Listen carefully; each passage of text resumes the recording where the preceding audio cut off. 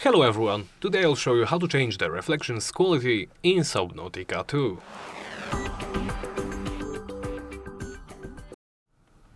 Let's begin by opening the settings menu.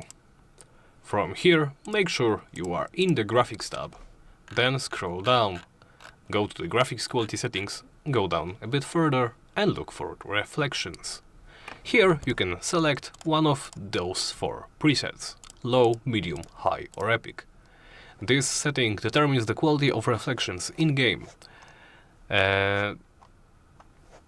Increasing the settings improves reflections, visual fidelity, but can reduce performance. Select one of them, I will stick with low, then hit apply to save them. Next you can simply close the menu. And that's about it. Thank you for watching and please make sure to subscribe, comment and like the video.